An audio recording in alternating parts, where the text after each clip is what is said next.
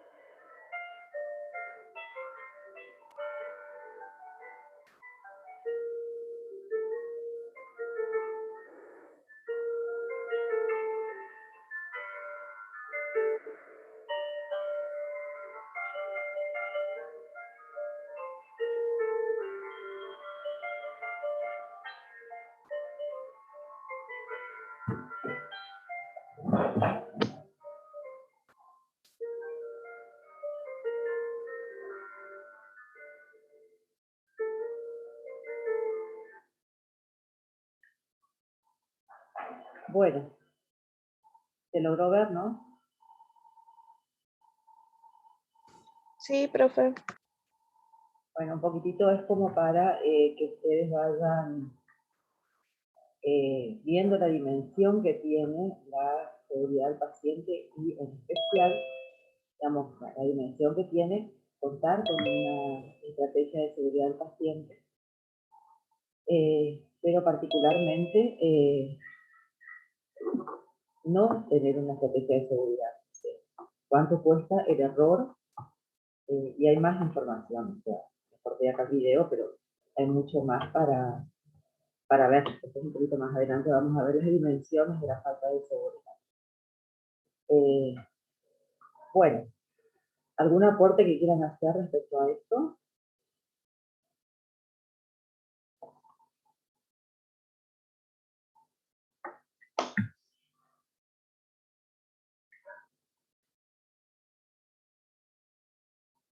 ¿Algún aporte?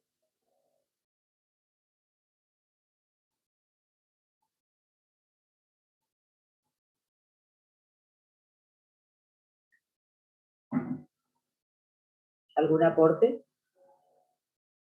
¿Alguien sabe respecto a esto algo? ¿Alguien sufrió o tuvo algún evento de seguridad o de falta de seguridad en su familia o que lo haya vivido personalmente?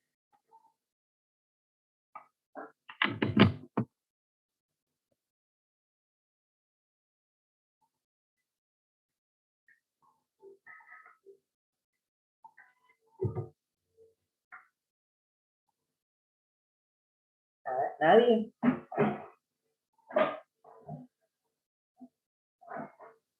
Yo tengo, una vez me había pasado, no sé si tampoco es tan grave o si se considera eso, pero cuando era más chica, una enfermera casi me había inyectado aire porque no se dio cuenta que no cargó nada en la jeringa y mi mamá justo se dio cuenta y la avisó. Claro, esos son, sí, son errores. La gravedad, bueno, la gravedad puede, en general no sucede gran cosa, no sucede nada con eso, pero hay todo un mito urbano respecto a eso, pero sí, sí el hecho de de no cumplir con ciertos criterios que ahora vamos a ir viendo, hace que uno pueda caer en errores que pueden terminar generando algún tipo de consecuencia con diferente nivel de gravedad. Entonces, bueno, vamos a empezar un poquitito a conversar del tema. Les pido por favor que traten de no entrar y salir de la sala. No voy a poder estar atenta a la entrada y salida, así que va a haber que por ahí demore un poquitito en entrar, que van a perder parte de la clase, así que traten de no entrar y salir de la sala. Bueno, compartimos entonces.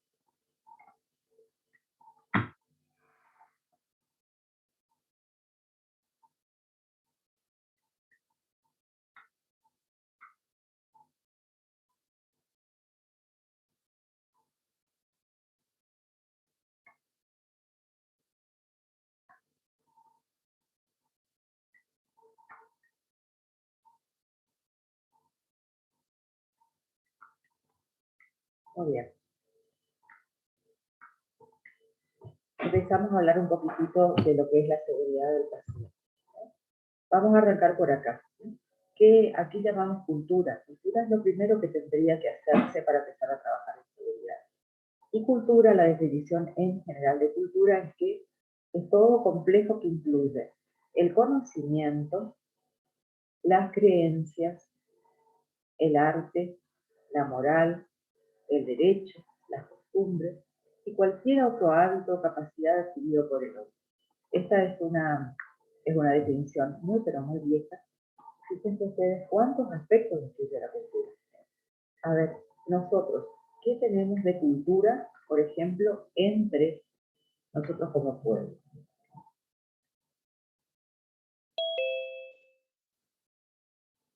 ¿Quién es iPhone de Carla? Profe, es mi celu, pero pasa que yo no escucho desde la compu, entonces me conecto para escuchar desde los auriculares. Ahora me cambió el nombre. Esta. Bueno, ¿qué tenemos nosotros como cultura? A ver, considerando esa definición, ¿qué les parece a ustedes que nosotros tenemos como cultura? ¿Alguna situación, algunas circunstancias, alguna tradición, algún hábito? Considerando El que mate. el mate, por ejemplo, es parte de la cultura. Muy bien. ¿Qué más? Comer ñoqui los Asado. 29. Comer yoki el día 29. ¿Qué más? El asado. El Asado, asado. ¿Qué los más? domingos. ¿Qué El más? dulce de leche. El dulce de leche. ¿Qué más?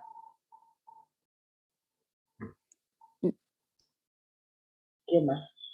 A ver, El saludo con 2 besos. que ya no está más. ¿No es cierto? Bueno, por lo menos está en pausa por un tiempo hasta que se vaya Corona, ¿no? No sé si volverá. ¿Qué más? La siesta. Las fiestas, muy bien. Que quiero que las personas que son de otras provincias, particularmente las provincias centrales, no lo reconozcan. Miro que cuando te llaman para ofrecerte algo, te llaman a la siesta. Y no los llames a las 8 de la mañana porque recién está amaneciendo. Así que por allá, por el país central, ¿no? ¿Qué otras costumbres, hábitos, cuestiones que tengan que ver con nosotros? Fíjense que dice arte, moral, derechos, costumbres, cualquier otro hábito, creencias. A ver.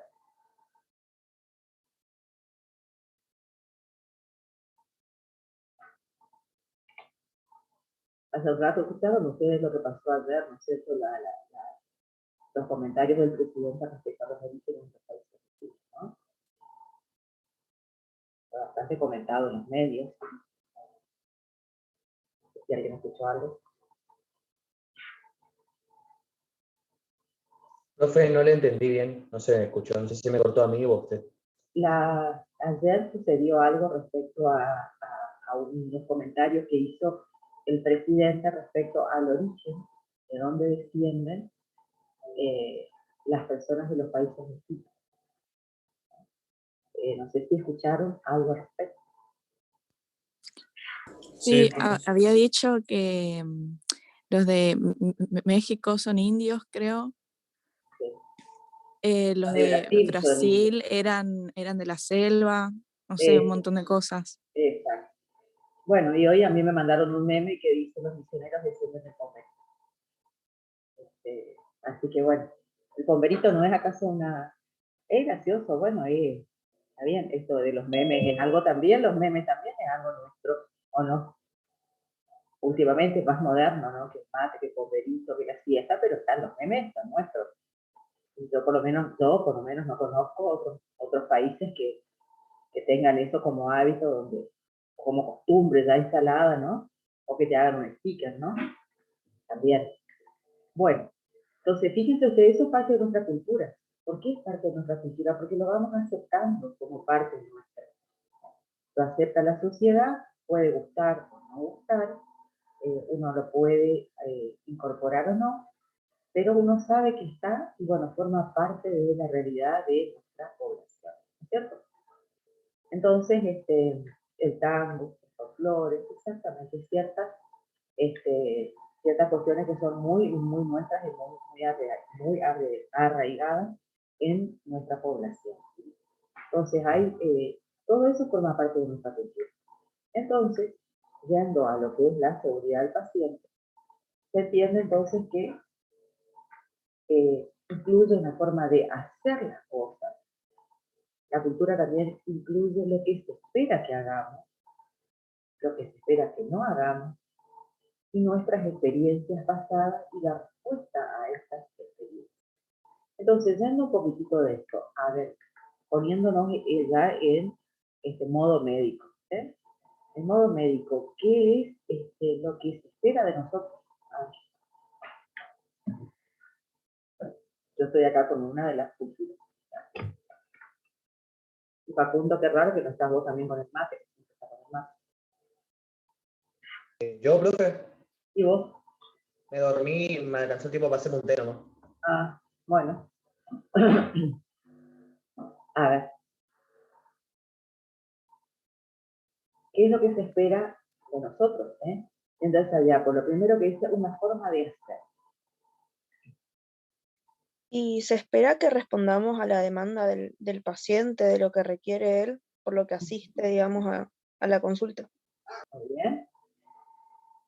¿Qué más? ¿Qué más? Eso de una forma de hacer, qué se espera y qué no se espera. Una forma de hacer las cosas. ¿Qué se espera de nosotros? Por Una buena forma de atención. hacer. Una buena atención. ¿Ah? Algo que no abunda, ¿eh? Cada vez es más extraño en realidad que un médico tenga esa cualidad, que sin embargo los pacientes no esperan de nosotros.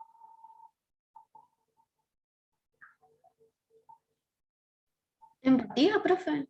Empatía, muy bien, empatía.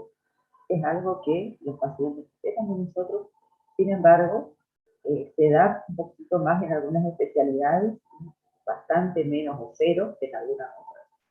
Sin embargo, todos los pacientes esperan cierto nivel de empatía, y los familiares también, de nosotros, o sea, que no seamos robotitos, ¿sí? Sino que seamos personas atendiendo personas. ¿Qué se espera que hagamos? A ver. Por ahí dijeron que atendamos bien a los pacientes, ¿qué más?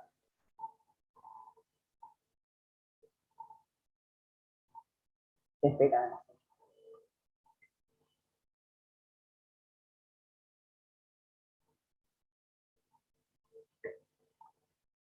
¿Ustedes se ven como médicos? En un futuro lejano, sí. No, en un futuro no tan lejano, 4 años, 5 años, no, nada. Pasa en un suspiro, pasa cada vez más rápido, porque en aquel tiempo se está acelerado. Vivimos aceleradamente y no tenemos la absoluta dimensión del tiempo, no somos tan conscientes del tiempo, porque pasa muy rápido. Sentimos sensaciones que pasan muy rápido. Entonces, a ver, aunque falten años todavía para eso, cuando ustedes empezaron, hicieron la carrera y bueno, tomaron la decisión, hicieron todos los pasos para poder estar hoy acá, seguramente tenían alguna expectativa y se veían de alguna manera. La pregunta es, ¿cómo se ven ustedes? O sea, ¿qué se espera? ¿Qué es lo que ustedes creen que se espera que hagan cuando se reciban? Cuando estén en la práctica profesional. ¿Qué les parece?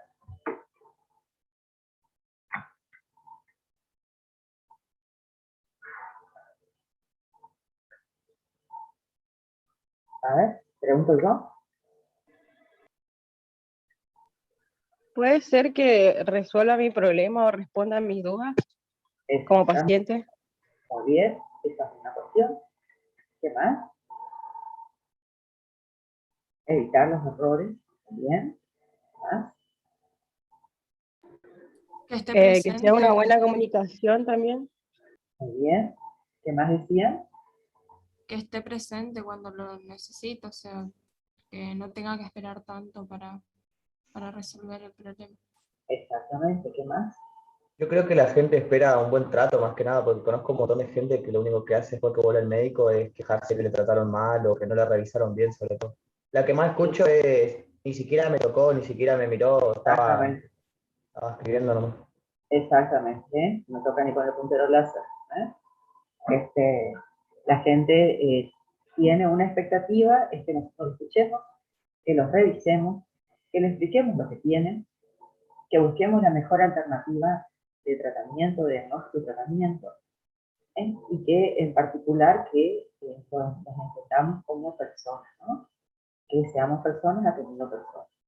Y además espera conocimiento de los sea, espera que nosotros estemos al tanto de las últimas novedades que hay en nuestra profesión, ¿no?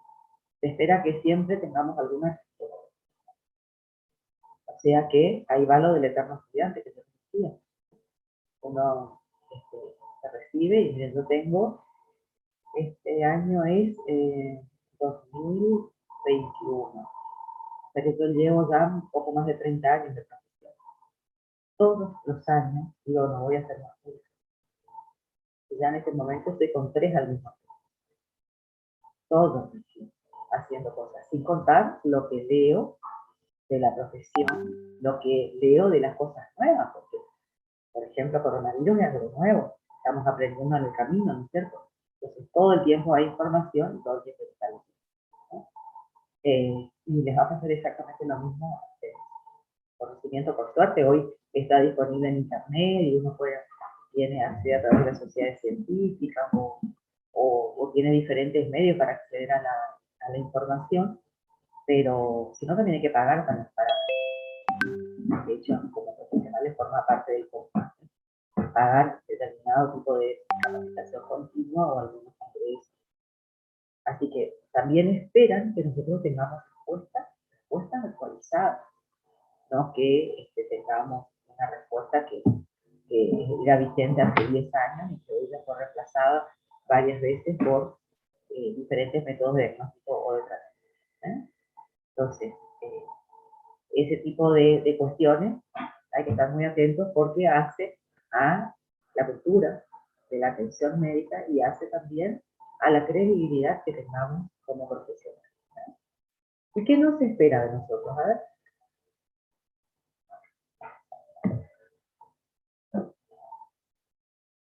¿Qué no se espera?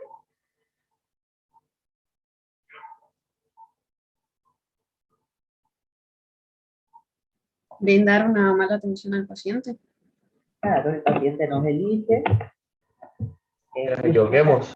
Que nos equivoquemos, exactamente, o sea, que se espera que seamos infalibles, ¿no? O sea, que no cometamos errores, se espera que no se espera alguien que confía en nuestra atención, confía en que va a tener un buen resultado. Entonces, lo que no está esperando es que nos equivoquemos.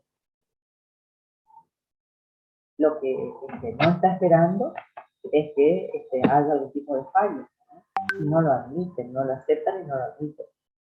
Las personas les cuesta mucho aceptar, o sea, una persona se puede enojar si hay un error administrativo, si hay un error en el cobro del servicio, hay un error en el mecánico que te arregló mal un equipo o el auto, lo que sea, pero que haya hecho mal el cálculo de una abertura, por ejemplo, alguien que va a hacer un arreglo, que te haya calculado mal el tamaño de una ventana y compraste una ventana o más chica o más grande, pero bueno, pero todo tiene solución. Sí, todo tiene solución. Pero de nosotros no se espera eso y no se admite tampoco. Entonces, también se espera que aprendamos de nuestras experiencias y está bueno que aprendamos. Todos los días vamos aprendiendo de diferentes experiencias que tenemos con la atención del paciente. Ahora, si bien la experiencia o la opinión de un experto es el nivel de evidencia más bajo que existe, si uno va a los niveles de evidencia médica, es el que tiene menor valor científico. Sin embargo, nuestra experiencia profesional forma parte, digamos, de nuestro saber. Y las personas lo valoran, los pacientes lo valoran. Es más posible que una persona confíe en un profesional que tiene muchos años de experiencia a que confíe en un profesional que recién empieza. Yo les conté a ustedes la experiencia, la situación del, creo que fue hace un par de clases, del certificado que tuve que me llamó el profesional con muchos años de experiencia, porque yo había hecho un certificado de varicela de que podía volver a la escuela. Te comenté eso, ¿se acuerdan? Cuando estábamos hablando de enfermedades transmisibles. Y aplica a esto. Yo era una profesional recién terminado la residencia, o sea que era joven, sin experiencia, y este profesional del que estoy hablando era una persona con muchos años de experiencia. Entonces, las personas confiaron en su conocimiento, desconfiaron del mío. Y él también confió más en su conocimiento en vez de recurrir a la bibliografía, que es lo que todos tenemos disponible cuando tenemos una duda, digamos, dio por sentado que lo que yo hice estaba mal por mi falta de experiencia. Es eso entre colegas, ¿no? Entonces, todas estas situaciones se dan diariamente. Y nuestra propia experiencia nos ayuda a crecer porque nos permite no volver a cometer los mismos errores. Es el aprendizaje que nos va dando no solamente el crecimiento como personas, que uno va creciendo y madurando y aprendiendo de los errores, y también aprendiendo de los aciertos. Entonces, nuestra experiencia propia hace a nuestro crecimiento profesional.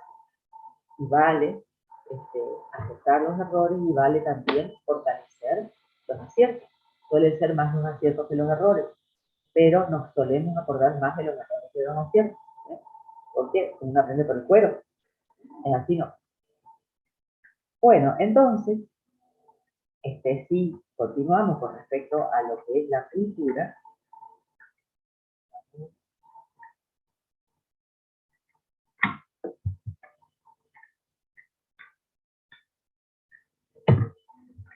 ¿qué es entonces una cultura organizacional? Una organización tiene, una organización es un hospital, por ejemplo, un sanatorio, un policonsultorio, digamos un conjunto de profesionales que brindan servicios. Una organización también es un supermercado, una organización es una concesionaria de autos, una organización es una tienda de ropa. O sea, pero organizacionalmente, desde el punto de vista de salud, los hospitales, los sanatorios, los policonsultorios, los centros de diagnóstico y otra también. Entonces, las organizaciones pueden ser formales o pueden ser informales. Son formales cuando tienen una estructura preestablecida.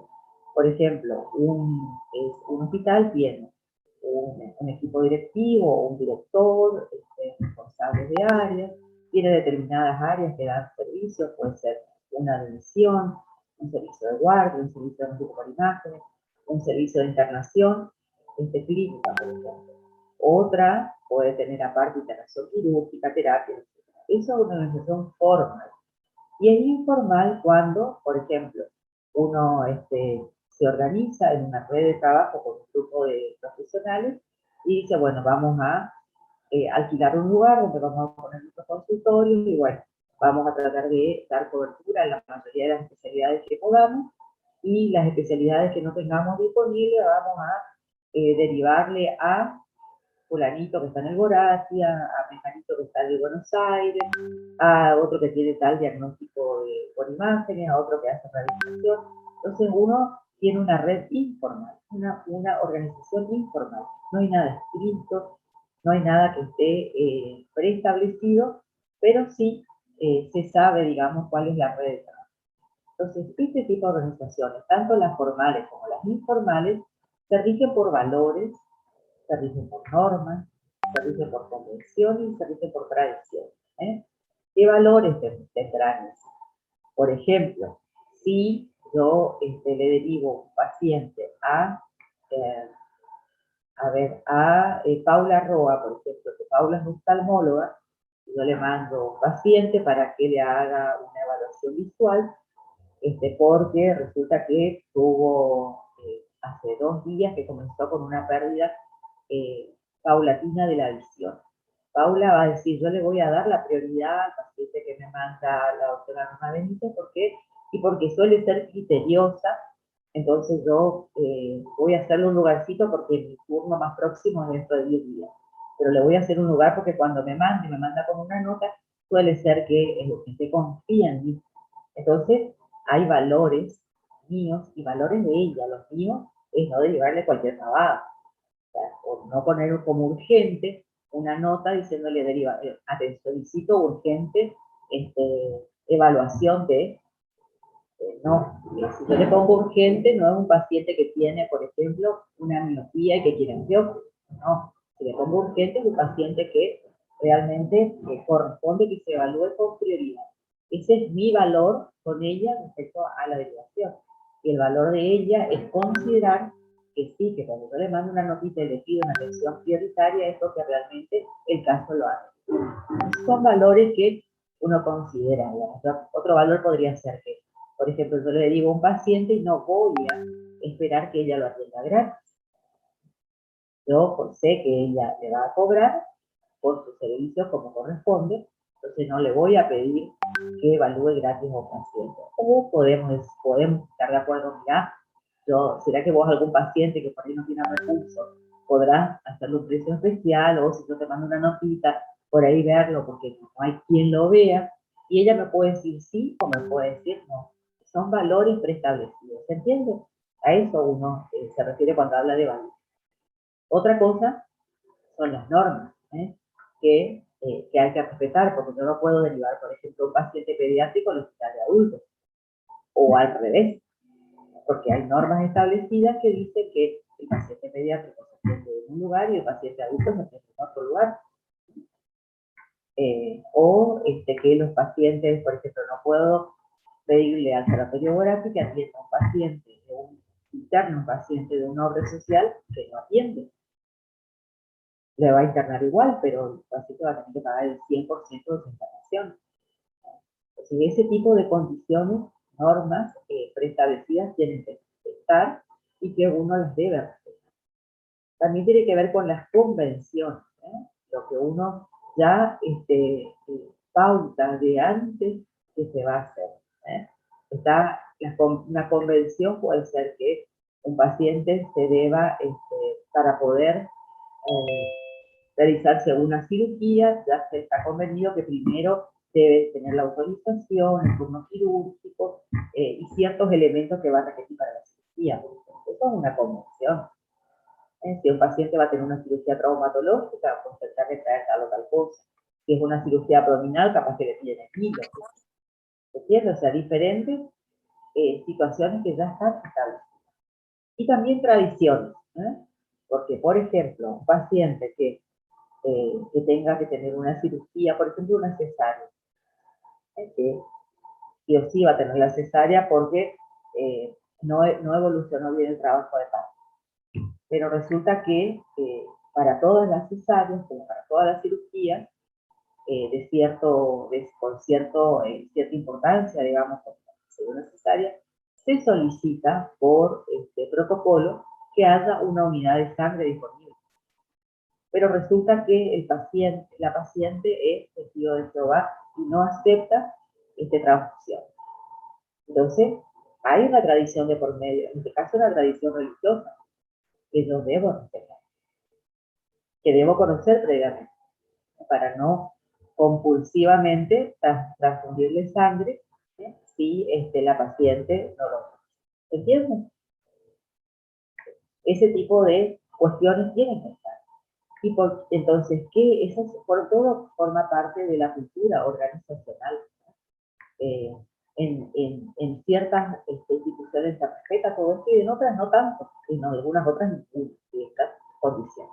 Esto está cambiando muchísimo, por supuesto, porque si no, es un lugar que tiene muchos, si no se va modificando esto, son organizaciones que van teniendo muchos problemas críticas, problemas, los pacientes no asisten, se quejan o inclusive generan algún tipo de demanda de tipo de demanda. Pero esta cultura organizacional es para afuera y es para adentro. Es para afuera para los pacientes y es para adentro para quienes trabajan en esta organización, que tienen que conocer todo, pero que a su vez va cambiando con el tiempo, porque no es lo mismo como se hacía hace 10 años a como se hace ahora. Entonces, estos valores, normas, convenciones y tradiciones van cambiando con el tiempo y condicionan la actuación de los individuos. Entonces, las normas en las organizaciones son conocidas como cultura. Entonces, la población lo va a conocer como. En este lugar, yo sé que van a respetar, hacen, por ejemplo, el parto respetado y humanizado. Entonces, yo elijo ese lugar para la atención de parto o cesárea de los pacientes que voy a atender, o como paciente elijo el lugar. En este lugar, por ejemplo, se respetan todos los protocolos, yo sé que hay mucha seguridad en los quirófanos, ¿no? Donde no suele haber infección. Es importante. O sea, ciertas cuestiones que se van, que se van modificando y que se van adquiriendo a lo largo del tiempo, y que en el caso organizacional se lo conoce como cultura organizacional. Entonces, los que se van a atender o que reciben atención médica en ese lugar y los que trabajan, los profesionales y los profesionales que trabajan en ese lugar, también respetan esa cultura organizacional. ¿Se va entendiendo cómo es el concepto? Esto es muy, pero muy importante. ¿Por qué? Porque de pronto, si no se, alguna persona que va a trabajar no se adapta a esa cultura organizacional, es muy probable que termine dejando o que lo terminen haciendo dejar ese lugar, o que sí, o que genere algún tipo de problema porque la organización adquirió, o sea, el personal, el recurso humano, adquirió esa cultura y él se está incorporando, de pronto la desconoce o la descarta. Si la desconoce puede aprender, pero si la descarta estamos en problemas, ¿no? Entonces, tengamos en cuenta todo esto al momento de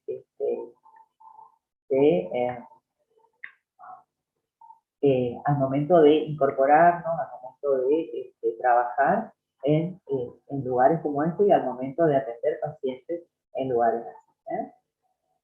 Bueno, sigamos entonces. Una pregunta, profe. ¿Sí? Entonces, ¿la cultura organizacional informal es la que se da con los compañeros? O sea, con los colegas cuando le pido a otro especialista algo, o Eso entendí mal.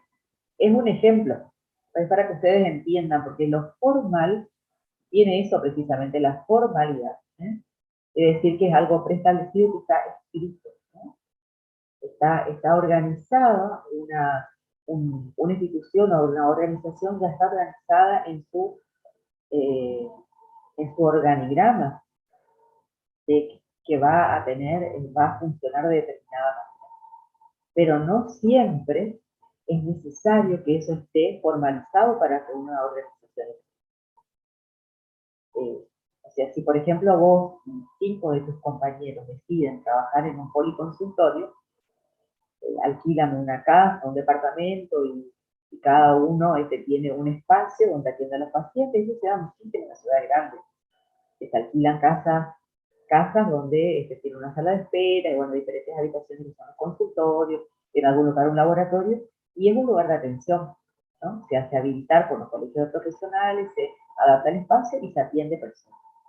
Pero no quiere decir que tengan que hacer una inscripción ante un determinado lugar, generar un contrato, decir yo soy el director, vos sos el, no sé, quien hace la recepción. No, se ponen de acuerdo y dicen, bueno, si alguno quiere dejar en algún momento porque no le conviene, por lo que sea, esa persona se retira, entra otra persona, ¿no? Esa es una organización informal. También una red, como te daba, son para que ustedes entiendan la diferencia entre lo formal y lo informal. No necesariamente hay que tener una organización formal para brindar atención médica. ¿Se entendió ahora? Sí, gracias, profe. Bueno, entonces sigamos.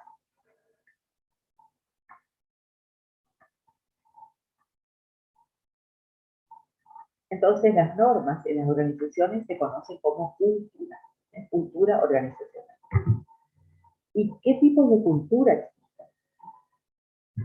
Por ejemplo, la cultura cognitiva. Esta cultura lo que se busca es lo perfecto, el logro individual. O sea que cada uno de nosotros logre emanciparse, si se quiere, que sería como funcionar de manera individual y particularmente independiente, no dependiente de otros. Libre, independiente, bueno, lo que significa la palabra emancipación, ¿no? Autosuficiente. Ese es un tipo de cultura. Lo otro es la cultura colectiva, que significa que la sociedad en sí tiene una determinada cultura, que depende, por supuesto, de sus hábitos, de sus costumbres y también del grado de desarrollo intelectual, del grado de aprendizaje, del grado de instrucción. Va, digamos, de las manos de todo lo que es el crecimiento de la ciencia. No podemos esperar lo mismo, digamos, por ejemplo, de una población urbana que de una población rural. ¿Por qué? Porque tienen otra cultura, otros tiempos y otros grados de desarrollo y aprendizaje. Nosotros no le podemos pedir, por ejemplo, a personas adultas, fíjense que nosotros, el doctor y yo, somos personas adultas, tenemos muchos años de ejercicio de la profesión. Sin embargo, no le podemos pedir a un profesional del interior de la provincia, que tiene poco acceso a Internet, que se conecte a una sala Zoom para dar clases, hasta que aprenda a hacerlo. Seguramente va a aprender, pero si yo hoy quiero invitar a esta clase a un profesional que no tiene el hábito de hacer esto, seguramente le va a costar muchísimo conectarse, tiene que compartir un archivo, atender el chat, pasar un video, un PowerPoint, lo que sea, le va a costar porque no lo sabe hacer, porque está acostumbrado. Hasta que lo aprende. A eso se refiere esto de que tiene que ver también con el aprendizaje o con las destrezas. También esta cultura, seguimos, puede ser concreta y descriptiva, que ve a la cultura como un cuerpo de destreza y trabajos intelectuales dentro de una sociedad. Por ejemplo, el Hospital Escuela. El Hospital Escuela tiene una serie de destrezas en sus profesionales que realizan determinado tipo de prácticas que en otros hospitales no se realizan. Entonces cuenta con profesionales o contrata profesionales o invita profesionales con cierto tipo de destreza para poder realizar algún tipo de cirugía o algún tipo de práctica. ¿Sí? También la cultura organizacional y social. ¿Por qué? Porque relaciona toda esta cultura con una forma de vida, con una forma de incorporar a las personas de manera de diálogo y de entendimiento, digamos, por eso habla de sentido plural y potencialmente democrático. Un segundito.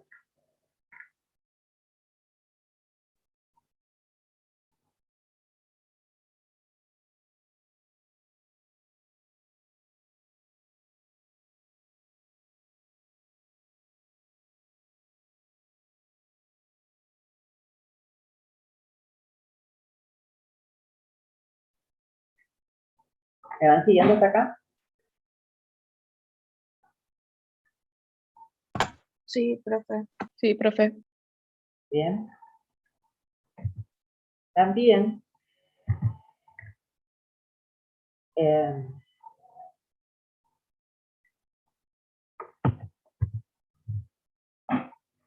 tiene que haber lo que se llama clima de seguridad. Cuando hablamos de clima de seguridad, hablamos de lo que se percibe en cuanto a las prácticas, a las políticas, a los procedimientos y a la rutina. O sea, si yo entro a un lugar, ¿vieron cuando uno va a comprar algo a algún lugar? Por ejemplo, uno va a comprar comida, va a comprar cosas en el supermercado, a un lugar que está como sucio, descuidado, desordenado, que hay cosas vencidas. ¿Qué sensación tiene uno? Lo que compre ahí como que hay que tener cuidado, ¿no es cierto? Si uno ve que es eso, va a agarrar el paquete de lo que sea, está lleno de polvo, hay lugares que son así, ¿no es cierto? Que uno no le generan desconfianza. Sin embargo, hay otros lugares que no, que están prolijos, que están limpios, que no hay cosas vencidas, que uno ve que el recurso humano tiene ciertos cuidados, ¿no? Uno va a comprar, por ejemplo, no sé, a la fiambrería de un súper, y el señor que le corta el fiambre va agarrando con las manos y sin guantes cada feta de fiambre. Medio que no te va a gustar, ¿no? Es como el pan, ¿no? Cuando uno va a la panadería y te cargan la bolsa de pan con las manos sin manoplas, sin cuidado. sin barbijo, ¿no? No, creo que no, que uno tiene cierta sensación de que algo no está del todo bien. Entonces, lo mismo pasa cuando uno ingresa a una institución de salud y ve cierto descuido, cosas sucias, como que ve entrar y salir a las personas sin un orden, como que uno puede tener esa sensación de desprolijidad, eso de descuido. Eso es lo que se denomina clima de seguridad, ¿no? Es la percepción de lo que es una determinada organización en cuanto a prácticas, políticas, procedimientos y rutinas, ¿no? Y eso se percibe de afuera y se percibe de adentro. Nosotros los médicos solemos tener pluriempleo. Está muy mal eso, porque el nivel de estrés que manejamos, solo nosotros sabemos. Pluriempleo quiere decir que tengo que trabajar en 5 lugares distintos para poder tener un ingreso razonable, ¿eh? Y poder pagar el costo laboral, que nadie sabe, pero el costo laboral es alto. ¿Cuánto tengo que pagar para trabajar? ¿Puedo tener que pagar para trabajar? Y claro que sí. Hay que pagar un montón de cosas para trabajar, no solamente los impuestos, ¿no? Entonces, uno puede, uno tiene pluriempleo, trabaja en un sanatorio, dos sanatorios, un hospital, una guardia, lo que sea, de acuerdo a la especialidad. Y uno nota las diferencias en las diferentes organizaciones. Por eso le digo, eso sucede adentro y sucede afuera. Uno dice, por ejemplo, yo en tal lugar puedo trabajar tranquila, porque yo puedo ir a la guardia tranquila, porque sé que siempre va a haber un enfermero, que siempre van a estar los elementos para que yo pueda atender, que hay alguien que va a hacer la recepción, que si necesito elementos quirúrgicos y estériles, voy a tener para hacer una vía central, para hacer un procedimiento invasivo, que no me van a faltar descartables, que va a haber alguien que admita a los pacientes, entonces yo ya sé si es una urgencia o no es una urgencia, no soy yo que tiene que atender la puerta. Ese tipo de cuestiones uno las percibe. Y en tal lugar no quiero ser más guardia porque cada vez que voy resulta que pasa esto, aquello, ¿eh? Siempre falta algo, siempre falta esterilizar, o no tengo los elementos para la vía central, o si tengo los elementos para la vía central, resulta que no tengo la ropa de los campos quirúrgicos para hacer la vía, o a veces tengo un enfermero para 10 pacientes, otras veces hay 2, cualquier cosa, es un poco listo. O sea, a uno no se siente seguro y cómodo trabajando en esos lugares. Eso les digo, o sea, la percepción de la organización se ve de adentro y se ve de afuera. Lo que nosotros lo vivimos adentro, los pacientes lo perciben de afuera. Así que por eso va el ejemplo de los diferentes ejemplos del superintendente. Entonces, todo eso tiene que ver con el clima de seguridad. Sin embargo, la cultura ayuda a definir razones y mecanismos por los cuales las cosas ocurren basadas en una organización. Y esto se basa en ideologías, en supuestos, en valores y en artefactos, o sea, determinadas circunstancias que hacen que así sea. Por ejemplo, en esto tan, como tan complicado de descifrar, si yo voy como trabajador, resulta que hago tocoginecología, es mi especialidad. Entonces, algunas veces me van a tocar partos y otras veces me van a tocar cesáreas. Si voy a hacer una cesárea, pues yo sé que recibo tranquila a la paciente. ¿Por qué? Porque va a haber a alguien que va a tener un checklist que se va a respetar sí o sí. O sea que ahora vamos a ver algo de eso, de un ratito que tiene que ver con los protocolos, que sí o sí se van a cumplir ciertas cuestiones que a mí me van a hacer trabajar con tranquilidad. En otros lugares no, por ejemplo, porque puede ser que yo tenga que preguntar, ¿rasuraron a la paciente? Porque ya me ha pasado alguna vez que voy a hacer la cesárea y resulta que la paciente no está rasurada. Entonces tengo que, ¿y a qué hora rasuraron a la paciente? Porque rasurar a la paciente se hace inmediatamente antes de la cirugía. ¿Tiene baño quirúrgico la paciente o no tiene baño quirúrgico? Baño prequirúrgico. ¿Firmó el consentimiento informado para la cesárea? Yo como médico tengo que ocuparme del procedimiento, no me tengo que ocupar de todo lo administrativo, ni todo lo que tiene que ver con la enfermería o con la atención del paciente. Yo tengo que dar por sentado que eso está hecho y tengo que enfocarme en hacer mi trabajo, ¿no? Yo tengo que hacer el trabajo de la admisión o de quien sea, de hacerle firmar ciertos consentimientos. Sí le tendré que hacer o explicar lo que yo le voy a hacer para que consienta o no consienta, pero no si le hicieron algún otro procedimiento o el consentimiento de internación, por ejemplo. Eso se firma al ingreso, que se va a internar, que acepta internarse. Pero tengo que hacerle firmar en el quirófano preanestesia el consentimiento de internación. ¿Se entiende? Entonces, ese tipo de orden tiene que estar. Entonces, una organización tiene cierta cultura. Y esa cultura que a mí me permite trabajar tranquila, yo sé que tiene consentimiento de internación, ya sé que tiene el baño prequirúrgico, ya sé que en qué momento se hizo rasurado, ya sé que tengo el pediatra que me va a recibir al bebé, no que tengo que yo, por un lado, atender la cirugía y tengo que dejar de tener un enfermero para que ese enfermero vaya a atender al bebé, por ejemplo, que de hecho es como sucede en algunos lugares, o sucedía por lo menos en algunos lugares. Es una pavada, pero necesario son 2 pacientes. Está todo bien y cuando todo bien, y cuando no está todo bien, ¿qué pasa? Entonces, ese tipo de cuestiones hacen a la cultura, para mí como trabajador, y hacen a la cultura también para el que viene a atenderse. Porque la señora que está en la cama en quirúrgica no sabe todas esas cosas, del baño prequirúrgico, pero después que salga de ahí vas a ver si vos sabés qué, le va a contar a otro. Mira, re bien me atendieron porque me explicaron todo lo que tenía que hacer, algunos papeles me hicieron firmar, el médico me explicó, el anestesiólogo me explicó cómo era la anestesia, ya estaba el pediatra para atender a mi bebé, me hicieron, escuché que controlaban todo porque le decía, es fulanita de tal, hicieron todo un listado, checklist, eso yo escuché mientras estaba esperando. Entonces eso hace que el paciente confíe en ese tipo de organizaciones. ¿Se entiende cómo la cultura se ve de un lugar y de otro? Y es importante, porque nosotros, a ustedes les va a pasar, queremos trabajar en lugares que nos generen también confianza a nosotros como trabajadores. Porque si no, está nuestro cuerpito, nuestro nombre y nuestra pertenencia, nuestro patrimonio en juego muchas veces. Porque en ciertos lugares no se cumplen determinadas cuestiones que después caen en nuestra responsabilidad, porque después te va a decir, sí, pero vos sabías que ahí no se hacía así, ¿por qué aceptaste trabajar? No te va a decir, ay, bueno, te disculpo porque resulta que sí, no es tu culpa o vos no tenés responsabilidad porque no es tu trabajo hacer trabajo.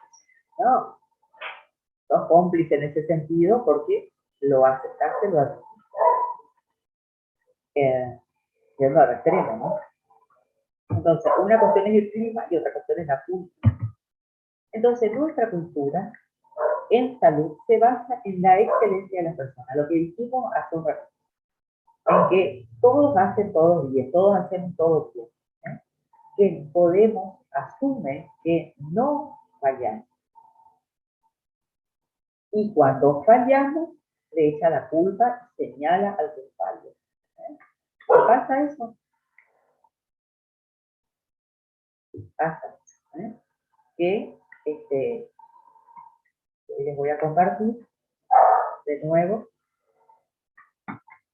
Entonces, se basa en la excelencia de las personas, asume que podemos no fallar, que no tenemos que fallar, y cuando hay una falla, se responsabiliza y se echa la culpa al que falla.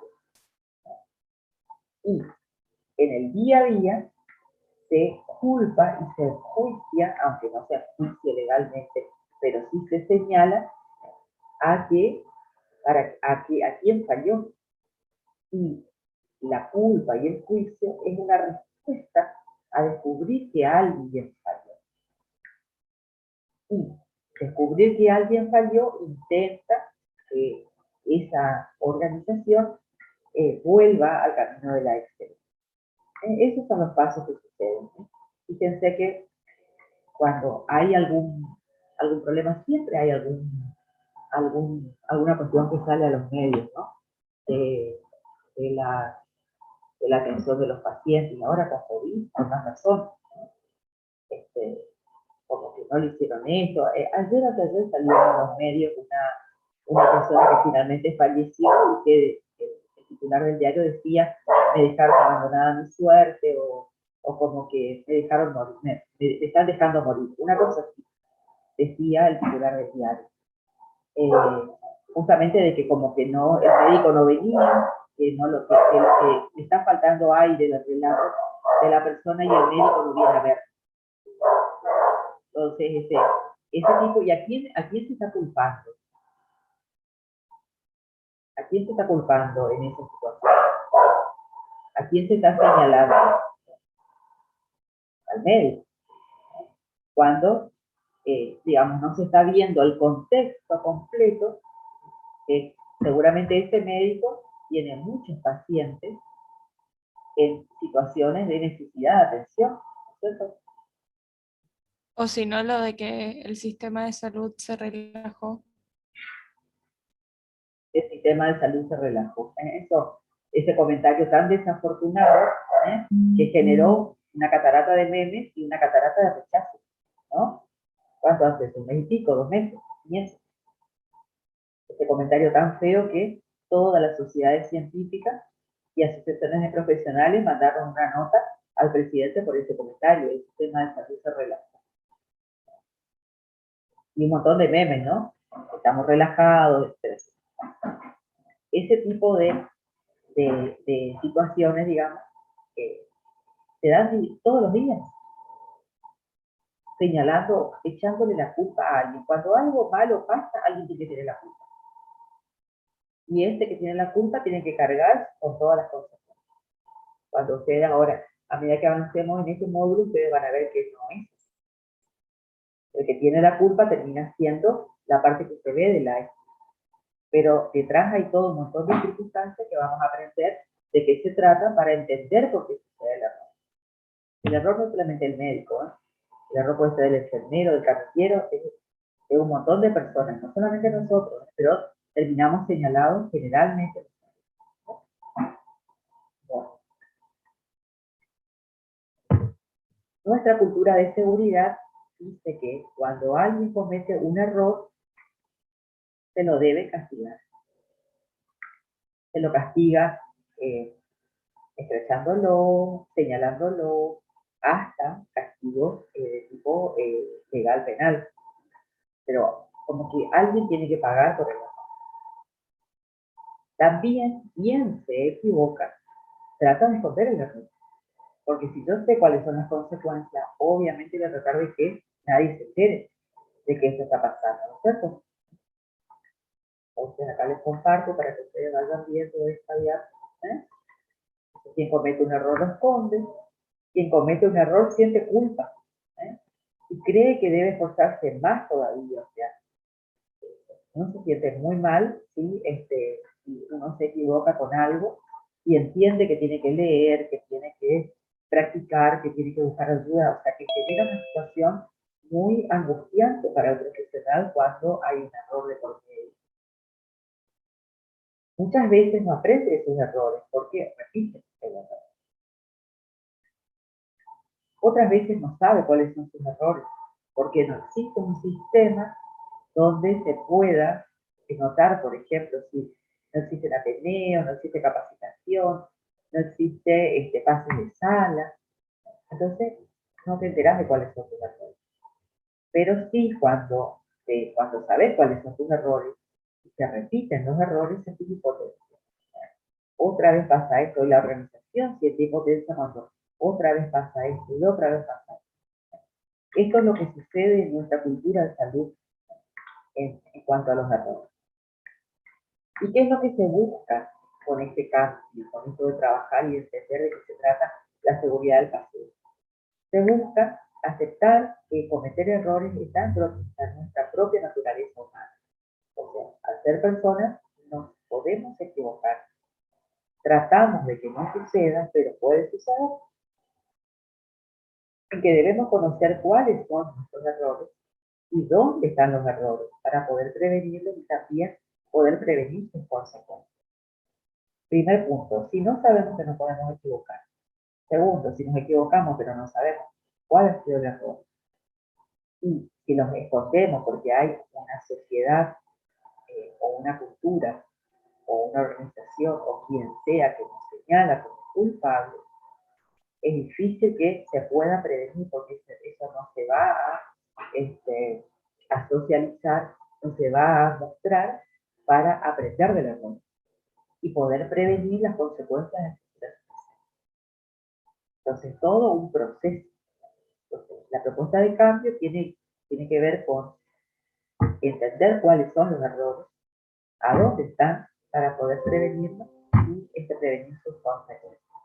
Y también en fomentar una cultura no punitiva frente al error. ¿Para qué? Para que las personas dejen de esconder el error y aprendan. Porque si cada vez que alguien se equivoca se lo va a señalar, entonces obviamente nadie va a querer mostrar el error. Y cuando no se muestra el error, no se aprende de él. O aprende quizá la persona y no aprende nadie. Entonces, vamos a compartir. Vamos a decir, les puedo mostrar.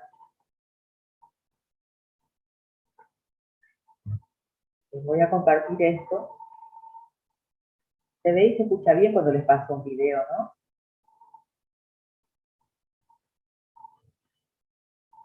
El sonido estaba bien. ¿Estaba bien con el primer video?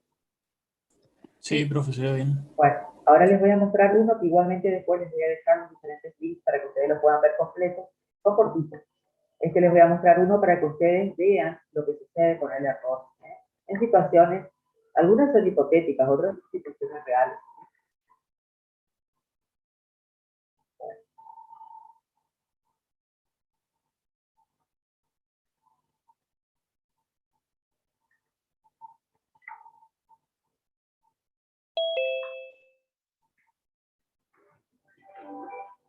What do you order, a kidney? Hey, we just about given up on you. Get lost? Stopped. Got my nails done, Boise. I think it was her. Flight was good? You like rigging? What? Take care.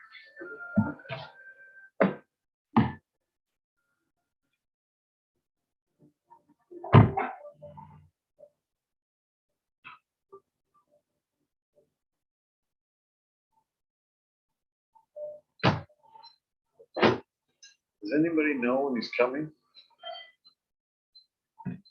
About a rough estimate. More than a minute, less than a hockey season. More than an hour, less than the lifespan of a giant redwood tree. Carter. Hungry, thirsty, tired, cold. My arm just fell asleep. Stop being big. Unless I feel like I'm hanging out. Someone cover up my crotch, please. He's here. We have a visitor. I don't remember being asked if Dr. Benton could scrub into this. I'm a friend of the patient. He asked if I wanted to. Uh-huh. Put him under. Let's do this. Whoa. What about the checklist? Excuse me. Safe surgery checklist? I've had 10 cases of data. All the more reason to take the necessary precautions. It'll only take a minute. 1 minute.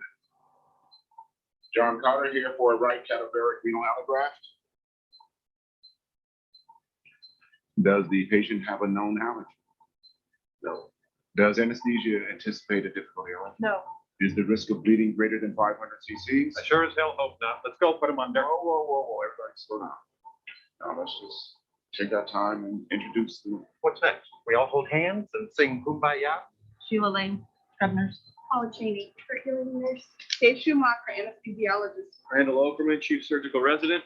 Ethan Dean, surgical intern. Peter Benton, observing general surgeon. Any concerns from the surgical team? Oh, I think you're wasting my time. Any nursing concerns? You don't have an AV perfusion solution. We won't be needing it. I'll have some shut up. Were any antibiotics given in the last 60 minutes? Just starting them now. Ben Blake. Hold. If you run the antibiotics prior to incision, you cut the risk of infection by half.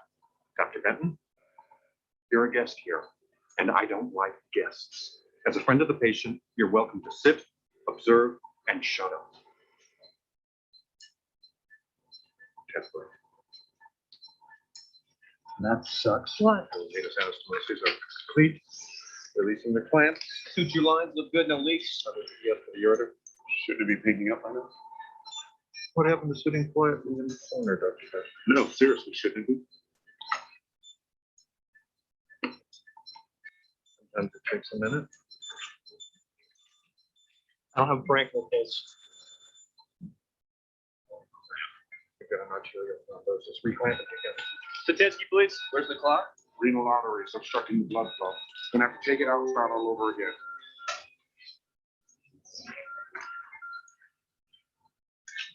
Problem solved. Plus the heparin saline reperfusion solution. You got it. Oh, that's good thing we have some brain. How long does it take to get the reperfusion solution up on the pump? 15 minutes. What happens if you don't have the reperfusion solution? Major point, doctor? I disagree, doctor. I think that this is an excellent teaching. You'd have had 15 minutes of warm ischemia, or you would have taken a major blow, and there's a good chance we would have ended up with a non-functioning kidney. Wouldn't you agree, doctor? All done teaching here. Perhaps some of you would like to assist me in getting this kidney back into the patient's body. Where do you get a copy of that checklist? No, people.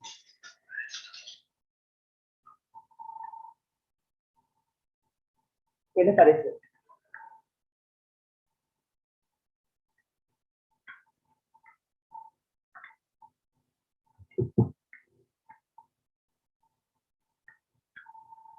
¿Comentarios?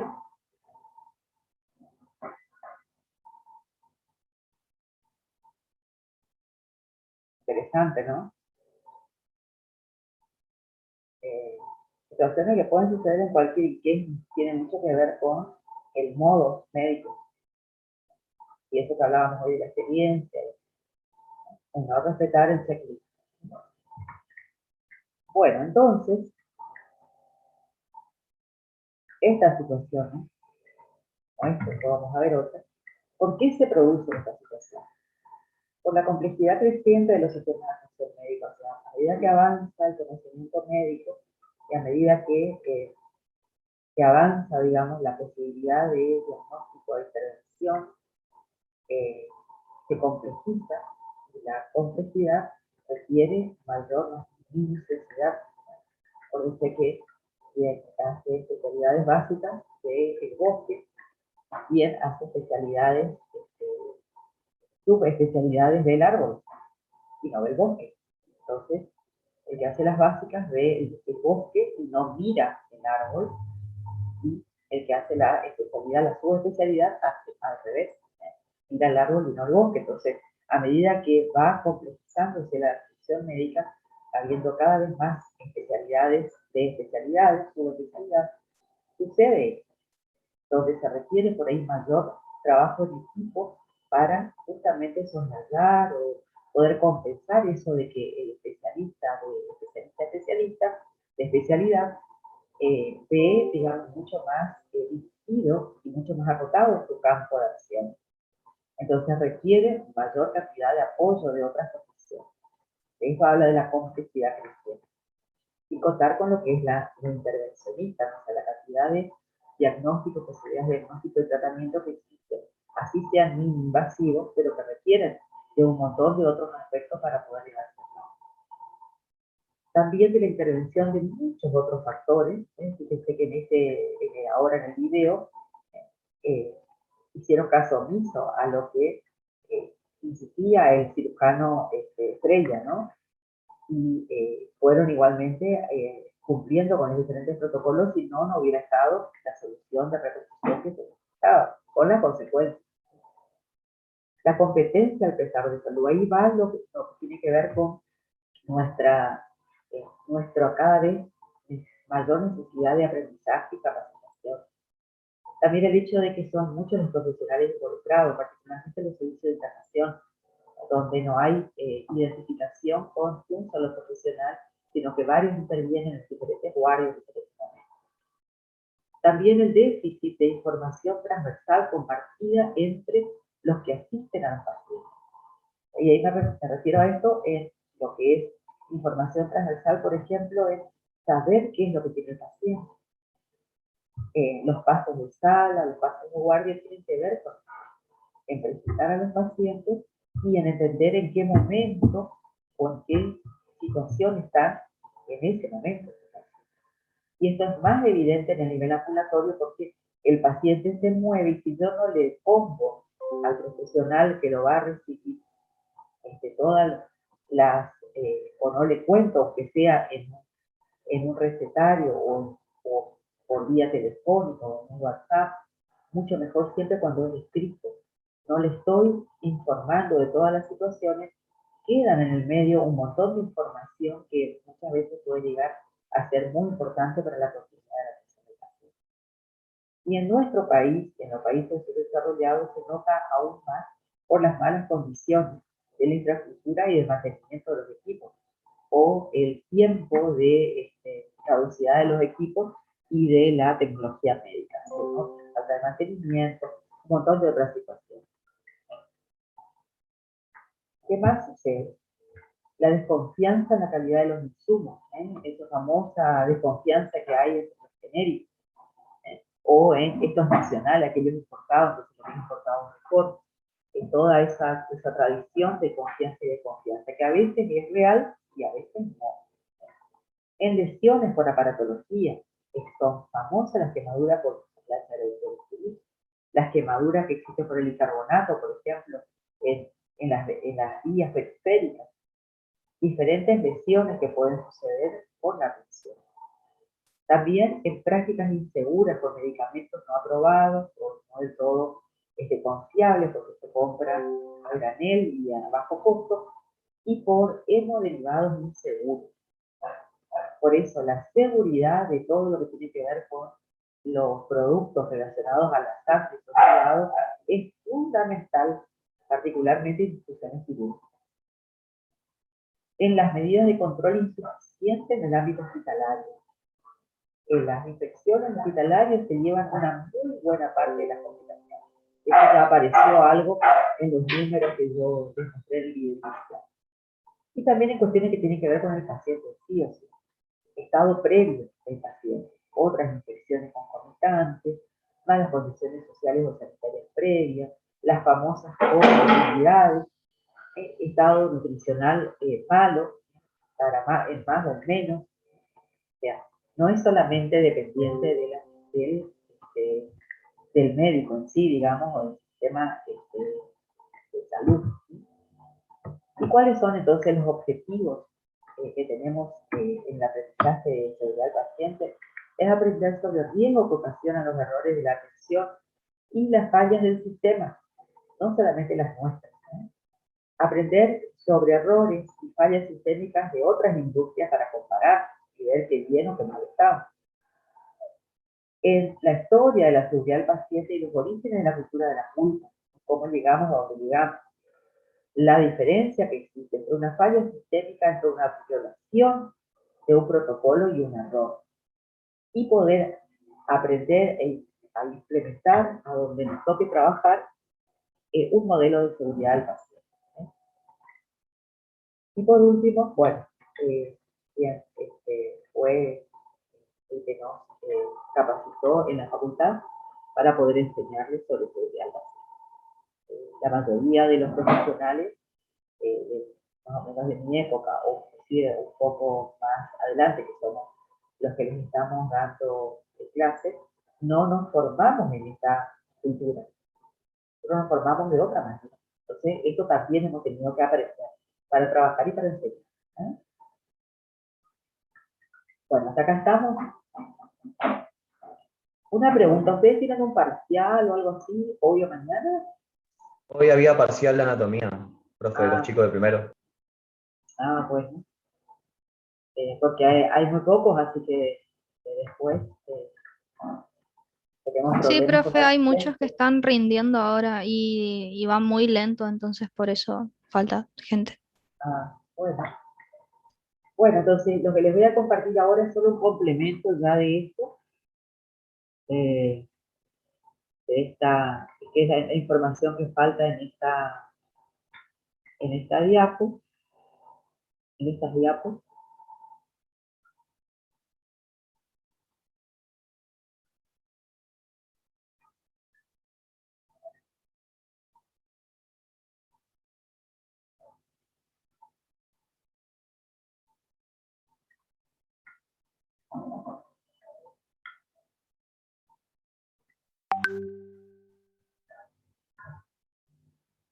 Entonces,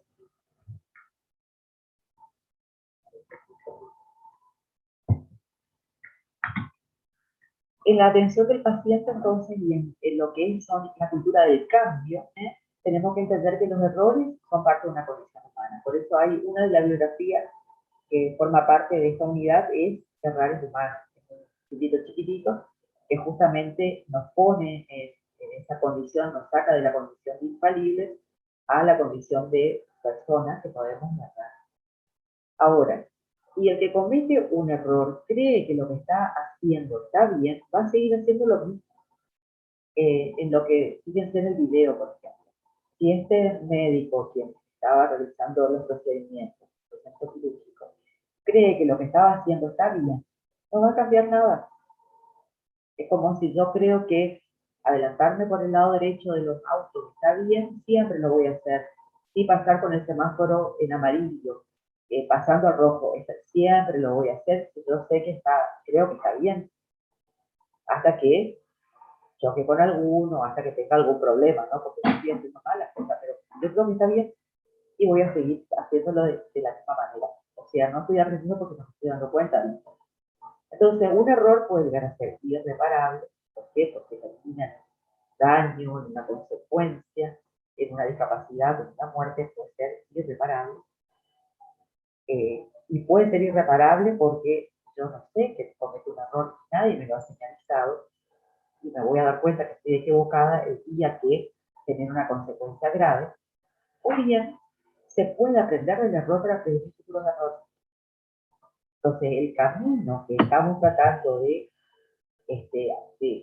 emprender es es aprender del error para prevenir futuros errores. Entonces, las causas del error particularmente tienen que ver con la dependencia de los exámenes auxiliares. Fíjense que este listado tiene mucho que ver con lo que sucede hoy día con la práctica profesional. De la excesiva confianza en el juicio clínico, del menor tiempo de dedicación a los pacientes, de la falta de profundización del conocimiento. Entonces, aprender de los errores hace pagar al paciente las consecuencias, pero deben darse a conocer las experiencias erróneas para aprender de ellas. ¿Qué significa? Que si sucede un error de determinada gravedad que tiene una consecuencia, una discapacidad o una complicación de una patología a causa del procedimiento, ¿quién paga las consecuencias? El paciente, es el que puso el cuerpito, siempre es el paciente. Pero se debe evidenciar, se debe llevar un caso a peteo, o debe haber un comité de seguridad del paciente que justamente busque encontrar a dónde estuvo la error. ¿Para qué? Para poder resolverlo. Porque si no, no va a haber modo de resolverlo. Y fíjense que las primeras descripciones, como depender mucho de los exámenes auxiliares, eso es algo que pasa todo el tiempo. Si uno va a una consulta, no han pasado 5 minutos y el médico, dependiendo de la especialidad, pero se ve más con aquellas especialidades que son quirúrgicas, automáticamente nos están haciendo un listado de pedido de práctica, sea de imágenes o de laboratorio, pero salimos con un listado de práctica. Que muchas veces ese listado de prácticas sale en una consulta donde el médico no tocó al paciente, no examinó al paciente. Y el examen físico forma parte de la consulta, no solamente el interrogatorio. Entonces saltamos del interrogatorio al pedido de exámenes complementarios. Y dependemos de estos exámenes complementarios. Y después resulta que si no nos devuelve una información que la estamos esperando, el paciente no tiene nada. Pero no lo revisamos. No examinamos al paciente. La otra cuestión tiene que ver con el tiempo. El tiempo escasísimo que se le dedica al paciente. Estas consultas de 5 minutos o menos, donde no le has podido explicar al médico lo que tenés, menos que menos ha habido un examen y saliste. Eso es el día a día. Y nos pasa cuando estamos aturdidos de pacientes, ¿no? Hacer las guardias, hacer los consultorios, y eso que les decía hoy del pluriempleo. Porque en un rato tengo que estar en otro lugar, en un rato tengo que estar en el quirófano, en un rato tengo que llevar al nene al jardín, en un rato tengo que entrar al Zoom de un curso o me tengo que ir a un curso. Resulta que mi día tiene 5 actividades diferentes. Y eso es el día a día, ¿no? Y no creo que se modifique, no se ha modificado en los 30 años que yo llevo de profesión, dudo mucho que se modifique en los próximos, todo lo contrario. Entonces, la otra cuestión que tiene que ver es la confianza en el juicio clínico. Fíjense que esto aplica muy bien para lo que pasó en el video. En la experiencia, lo que pensaba, no vamos a necesitar tal cosa, no vamos a necesitar tal otra cosa. La excesiva confianza hace que uno haga las cosas temerariamente, como que uno crea que nada va a pasar, hasta que pasa. Y cuando pasa no sabemos para dónde disparar. Y la falta de profundización del conocimiento médico, lo que hablábamos muy temprano, que tenemos que ser eternos estudiantes, aprendiendo todo el tiempo, porque todo el tiempo hay algo nuevo, o todo el tiempo hay una corriente diferente de diagnóstico tratamiento que debemos conocer, aunque no la practiquemos, pero debemos conocer para tener que decir, no, esto, la medicina basada en la evidencia es lo que a mí me sirve, y esto otro no tiene suficiente evidencia como para que yo lo adopte como diagnóstico o como tratamiento. Pero tengo que saber, si yo no leo, difícilmente me leo. ¿Entienden hasta acá? Todo esto para que ustedes vayan entendiendo un poquitito por qué tanta insistencia. Bueno, esto ya vimos, esto también. Entonces, mucho tiempo se pensó que el conocimiento crece por acúmulo de nuevos hechos. Y no es así, no es que yo aprendo más porque voy atendiendo más personas, no, lleno de más experiencia, ¿sí? Por ahí agudizo la mirada, puedo identificar antes la patología, eso sí, eso hace a lo personal, digamos, al crecimiento de la experiencia profesional. Pero sí, se creyó mucho tiempo que acumular nuevas situaciones era acumular conocimiento nuevo. Lo que se aprende, el conocimiento crece cuando yo voy dejando atrás el conocimiento que era erróneo, que era antiguo y que ya no se aplica. Entonces, hablamos de error cuando hay un acto que es no intencionado, que sea por omisión o por comisión, porque hago o porque no hago, porque dejé de hacer, por ejemplo, vamos a identificar cuál pudo haber sido un error o cuál fue un error en el videito que le mandé.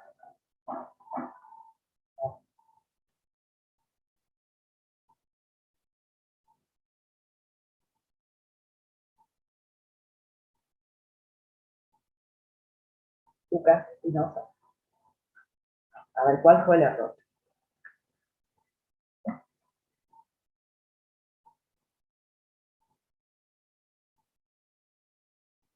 Lucas. No estamos.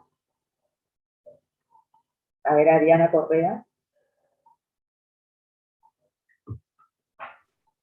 No entendí bien la pregunta. Un error Y acá viene el no, se repite la pregunta, porque estoy en otra cosa.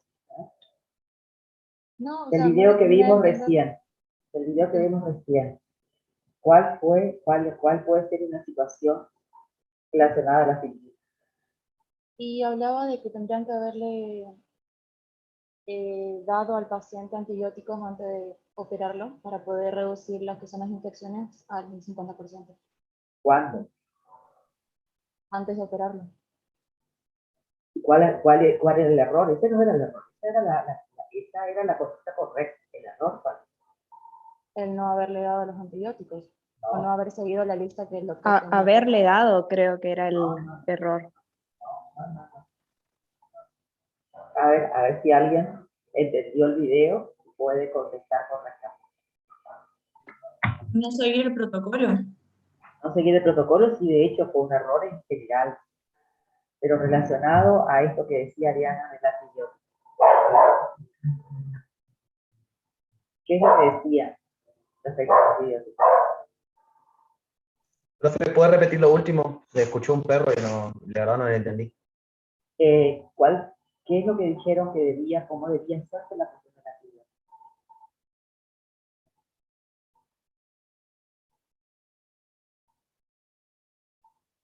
El cirujano pinta el campo quirúrgico, pide el bisturí y el invitado que estaba de observador le dice que espere y le administren el antibiótico. Y administrar el antibiótico antes de la incisión disminuye al 50% la posibilidad de infección. Y él iba a hacer la incisión sin esperar a que le apliquen el antibiótico. Entonces el error hubiera sido que él hiciera la incisión previa. ¿Se entiende? No hubo error, porque hubo alguien que hizo respetar el protocolo. ¿Se entendió ahí? Después yo les paso los links para que ustedes puedan mirar. Son todos videitos cortos de 8 minutos, de 5, hay uno que te dura 15, ¿eh? Entonces ustedes pueden mirar de nuevo y ir identificando, porque estos videos que hay, pero muchísimos disponibles. Por ahí les ponemos algunos que son un poquitito más, como más evidentes, digamos, porque a ustedes les va a tocar identificar. De hecho, es la manera en que hay que trabajar, poder identificar esto, para que sea realmente un trabajo de calidad. ¿Cuál otro error pudo haber sido o fue durante la El hecho de que si no hubieran buscado la solución fisiológica, se podría perder el riñón? Exactamente. Exactamente. Y sin embargo, hubo alguien que respetó el protocolo, entonces no sucedió. Entonces, fíjense que un error es un acto no intencional, por omisión. Esto hubiera sido por omisión. Por comisiones cuando se hace, que es inadecuado para el efecto o resultado que se pretende. O sea, nadie iba a hacer las cosas a propósito. O sea, no es que adrede, no, sino que se dejaba de hacer porque se consideraba que no era indispensable. Pero era indispensable la solución de repercusión, que no era indispensable respetar el protocolo, que no era indispensable presentarse. Entonces, todo iba a conducir a un error, cualquiera de estas situaciones. ¿Por qué? Porque iba a ser inadecuado para lo que se buscaba. Se buscaba trasplantar un riñón que, no habiendo cumplido esos protocolos, se hubiera podido perder. Entonces, no es lo mismo iatrogenia que error. Iatrogenia es lo opuesto. ¿Está? Entonces, en base a todo esto, repetimos esta diapo, que nuestra cultura de la salud se basa en asumir que podemos no fallar, que no debemos fallar. Culpa que falla, y como respuesta se trata de descubrir que alguien falló y se trata de corregir de nuevo. Estos son los links que se los voy a subir ahora en el aula para que ustedes puedan mirar, digamos, y cómo es el programa de la Organización Mundial de la Salud. Vamos a agrandar esto para poder trabajar en seguridad del paciente. El primer reto, la atención limpia. La atención limpia es la atención segura. Y esto va de la mano del lavado de manos. Acuérdense que por las manos pasan muchísimas de las infecciones. Hoy ya aprendimos otra cosa, ¿no? El segundo reto mundial es la cirugía segura.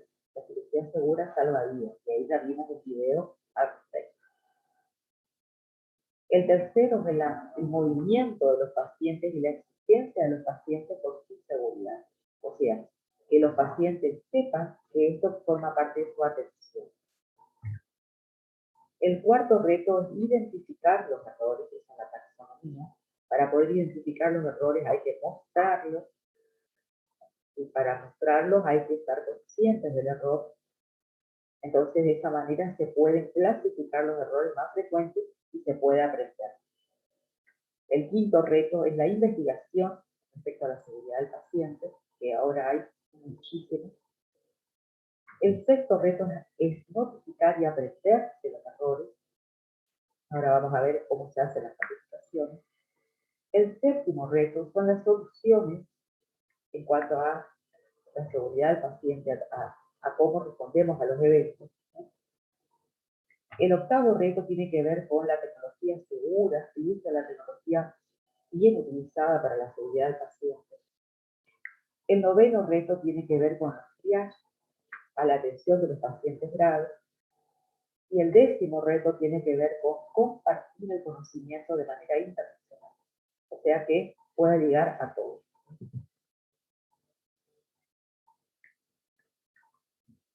British Medical Journal. Ustedes saben que es una de las revistas más encumbradas, digamos, de las más reconocidas de las publicaciones médicas. En el año 2000, ¿por qué les muestro esta estadística? Porque fue cuando empezó el movimiento fuerte, porque ya se venía trabajando en otros países, pero como que se internacionalizó más o menos en la década del 2000, entre el 2000 y el 2010 se empezó a trabajar fuerte en los diferentes países. Entonces, esta revista publicó en este año 2000, que el 4% de los pacientes internados sufrió algún daño iatrogénico, quiere decir ya, error, casi 100.000 pacientes en esta estadística. Y de esos pacientes, el 14 de estos 100.000, el 14 sufrió un daño fatal. Eso equivalía a 3 jumbos llenos, a 3 aviones llenos cada 2 días, que se caigan 2 aviones. Vieron que cuando se cae un avión es la mitad del mundo. El 35 al 40% de los errores médicos no diagnosticados causan la muerte. Mucho menos. De cada 10 pacientes son entre 3 y 4 que están la posibilidad. ¿Y por qué es tan frecuente el error? Por la compleja situación de la atención médica, por la variabilidad de la práctica clínica. Quiere decir que cada uno hace las cosas como apreció, no siguiendo protocolos o guías de práctica clínica. Por la falta de información, lo que hablábamos de siempre estudiar. Por el hecho de creer que el error no es parte de la actividad diaria, o sea, creer que no me voy a equivocar. Porque se minimiza el problema, no va a pasar nada, como en el video de la cirugía. Y porque médicos y enfermeros temen a la cuestión que uno, de hecho, no quiere equivocarse, porque tiene miedo a equivocarse. Y eso es una condición humana. Porque todas estas situaciones hacen que se tenga que trabajar fuerte en la prevención de la enfermedad. Bueno, en lo que es la generalidad, la base, digamos, para empezar a ver un poquito de seguridad del paciente, se entendió el propósito de la unidad, de todo lo que tenemos que mirar, después vamos a empezar a analizar los temas, digamos, un poquito más en profundidad. ¿O hay alguna duda?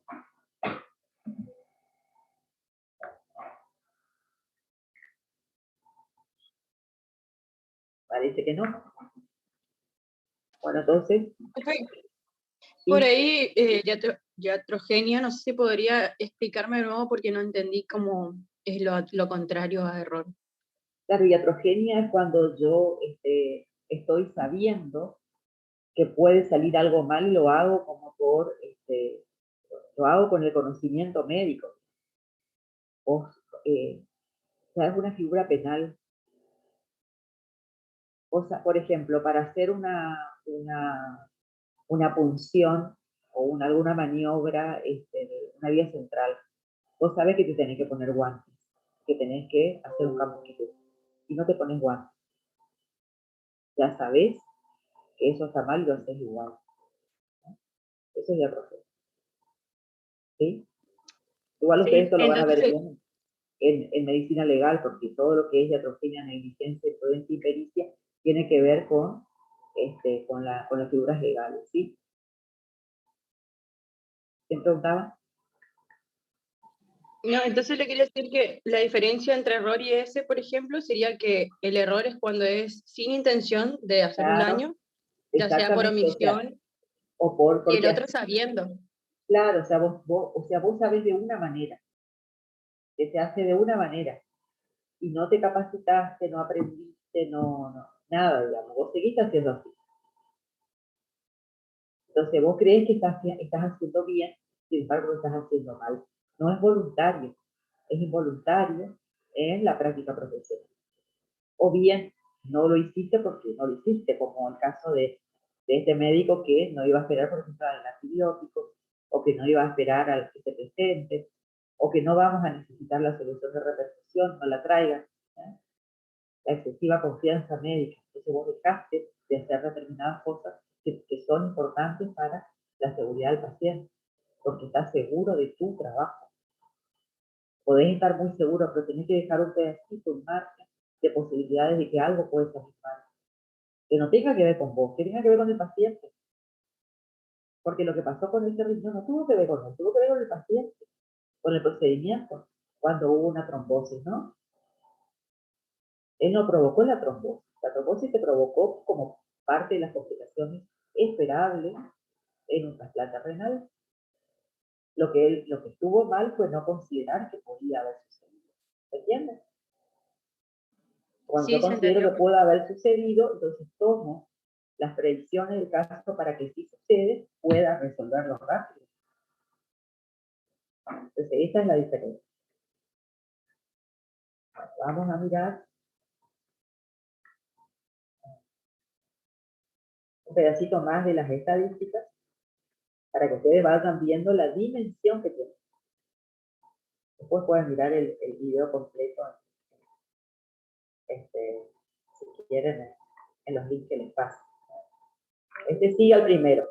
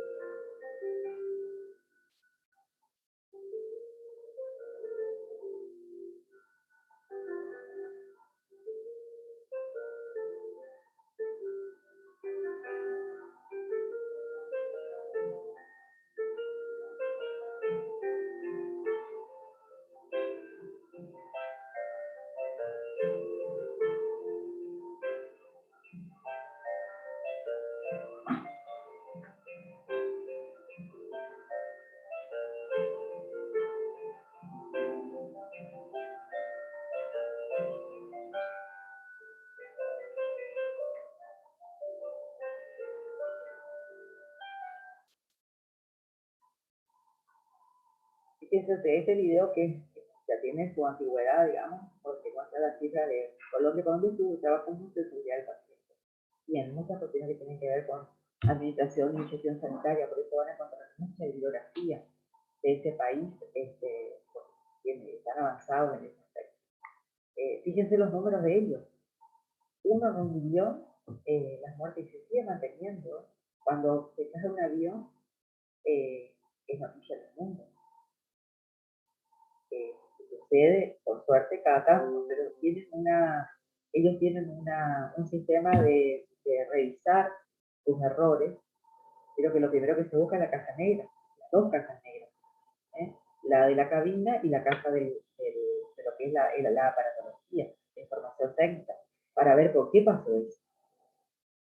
Y justamente lo que buscan es ver si es un error humano, poder capacitar a las personas para que no repitan el error, y si no es un error humano, ver cuál es la falla mecánica o tecnológica que provoca el error y poder corregirlo. Sin embargo, nosotros no hacemos eso en salud. Los errores son muchísimo más frecuentes. Bueno.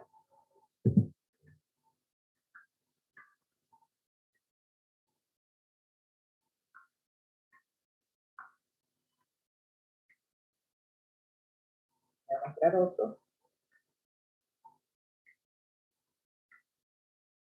Que tiene que ver con esto de lo quirúrgico.